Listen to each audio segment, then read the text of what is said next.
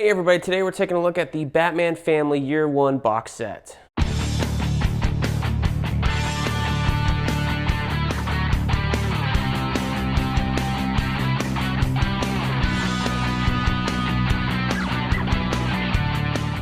Hey everybody, and welcome back to BK's Bullets. As always, I'm your host, Brent, and today we're taking a look at the Batman Family Year 1 box set. This has multiple things in it. Here's the back spine. Here's the opposite cover.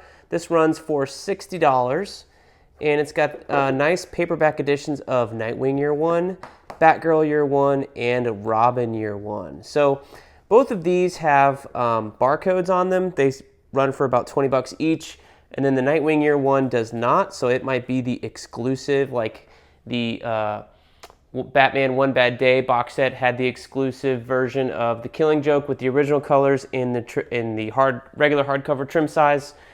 I picked this up basically to replace my Nightwing Year 1 trade paperback and to also get the Robin Year 1 trade paperback. I have Batgirl already. This is my old copy of Batgirl Year 1.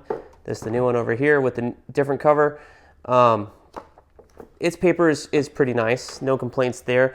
But what I really wanted to replace after I figured out, hey, I'm going to spend like $40 to get a copy of Robin Year 1 on eBay or Mercari or somewhere just to complete this set that I already have, or I could spend $60 and replace, gosh, that's the new one, this old copy of Nightwing Year 1 with this really bad kind of ancient newsprint.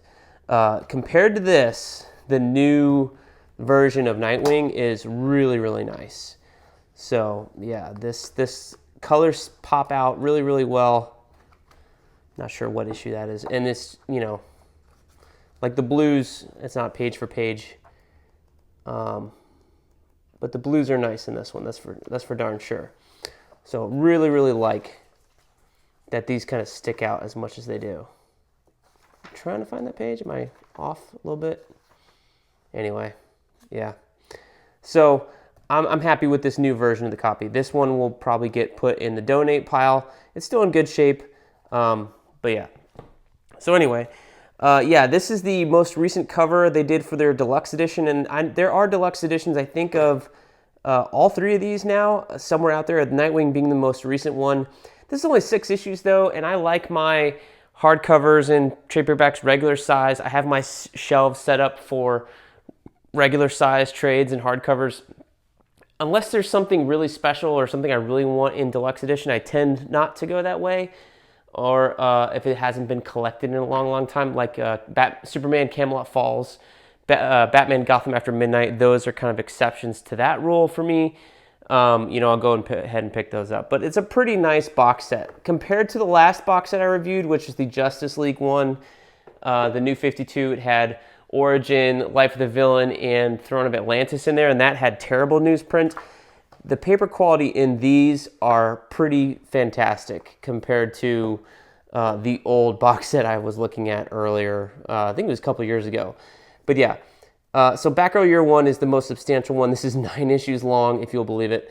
And there's some great art in here, great writing as well. They're all written by Chuck Dixon and Scott Beatty, or Beatty. I have a neighbor with the last name of Beatty, so we're going to go with him. Shout out to DA. Anyway, so this one, Robin Year 1, has Javier Pulido with Marcos Martin doing an assist in the middle of the book and towards the end, as I discovered when I read here. Does the final panel on page 175. Doesn't say issues, so that's kind of weird. And then Marcos Martin does, I think he does all of Batgirl Year 1. And now Marcos Martin, we're familiar with him on this channel because we're starting to read Daredevil by Mark Waid. He's a phenomenal artist. He's done stuff with Spider-Man also in the Dan Slott, One More Day, Brand New Day era, and Big Time. And then Nightwing, you have Scott McDaniel doing the art there. And he did a lot of the issues for Nightwing when that series first started. So to see him return to Nightwing when this was coming out was pretty cool. So I remember picking, I think I picked these issues up in single issue, I believe. So Chuck Dixon had left Nightwing and, what's her name? This was like right before the not New 52, right before 1 year later. I think I was in college, and I was picking the single issues of these up because of Scott McDaniel coming back, basically. And I want to say after this is when you had the All Mobbed Up storyline with, I forget who was writing it at the time, and then you go into the 1 year later with Jason Todd impersonating Nightwing and things like that. But this contains issues 101 to 106. So I don't know if they're going to do if they do more compendiums, if this will be in there or not. Maybe they'll leave it in, maybe not. It's kind of interesting to see how far we were going to get there. But yeah, all of these are good. I have not read Nightwing Year 1 in a long, long time. I have read Robin Year 1, I think, once. Batgirl Year 1 is the one I have read the most, and so I stand by that one as an excellent story. And if you need any reason to pick up this box set at all, it's Batgirl Year 1. It's just a phenomenal book. Like, I cannot praise it enough. It's kind of weird that she doesn't get any interest on the box here, but she does take up the entire back, I guess. So, you know, props to Barbara for that. I guess these two are more Dick Grayson-centric, and that one is Barbara. So there you go. But yeah, this 9-issue series is great. If I do recall correctly, Robin Year 1 kind of sets up a little bit of Batgirl Year 1. I don't know if they're complete sequels off the top of my head at this point, but they are both really, really good books. The Nightwing one, I don't remember it being as strong as these two. Like, I feel like they had a really good idea for here, and then by the time this one came out, it was like, you know, maybe this is an afterthought. I really do want to say, like, Robin Year 1 came out before they did Nightwing and Batgirl. That's my thought. I don't know if it's true or not, so please don't hate me if I'm wrong. Is there an introduction in here? Or something like that, saying when they first published it? Because Batman or Nightwing 101, you can say when that was published. Let's look here in the credits.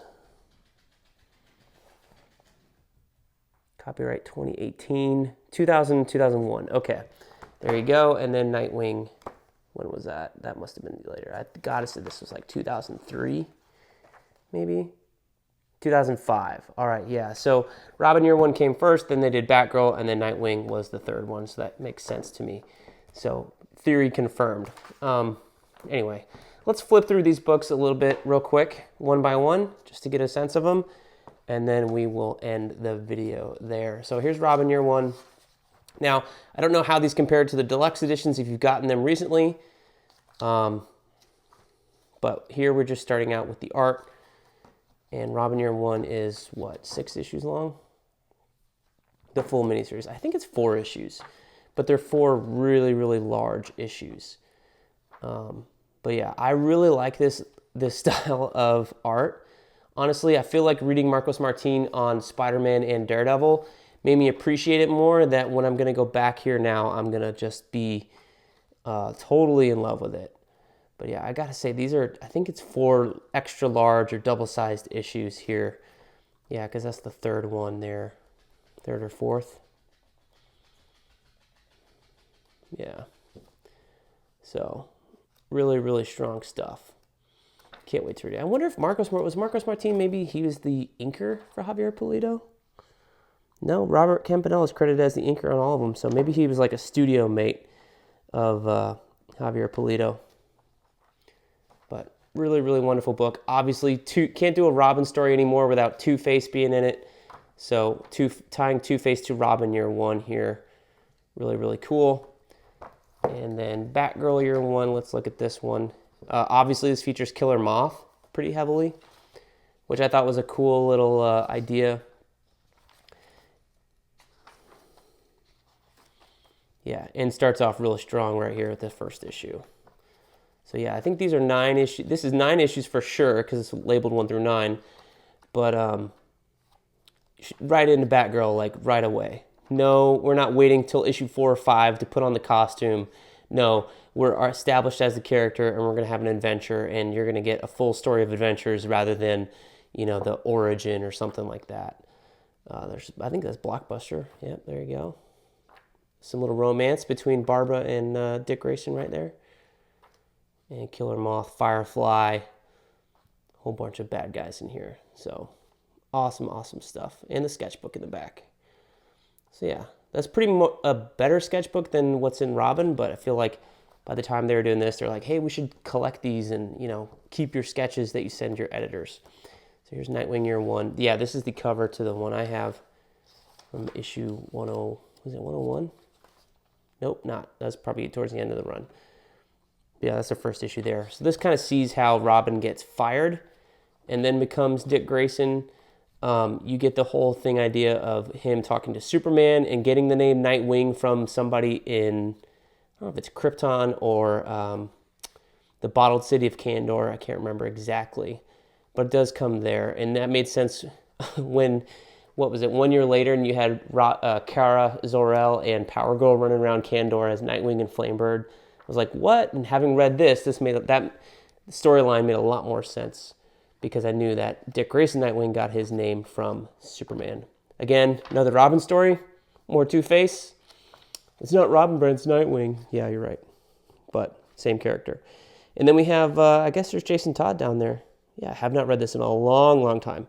And then, yeah, towards the end, we get to the Titans, where he's got his, what we call the disco outfit. So we have a kind of a progenitor of the disco outfit here in Nightwing year 1 with basic blue, which I like. I like that more than the yellow and the disco. And some sketches in the back here. So, yeah, honestly, if they're going to put out more box sets like this with really nice paper quality compared to that one atrocious one with the New 52 books, Justice League, I will support getting them if I need a replacement or, you know, if I'm going to spend just as much on one book and shipping as it would be the entire box set, you know, like that to me justified getting this box set. The box is nice. I like the presentation of it, but the fact that this is long out of print, at least in trade paperback form, I was like, yeah, that's an easy buy and a replace. Because I did pick up my old Nightwing trade and look at the paper quality, and I was like, yeah, that's terrible. Terrible paper quality. So, yeah, check it out. You could probably find it for cheaper on all of the internet discount sites. Let's look at the back cover here. And yeah, that's an overview of the Batman Year 1 Family Year 1 box set. Let me know down below what you guys think of these books, and we'll see you guys next time in the Funny Pages.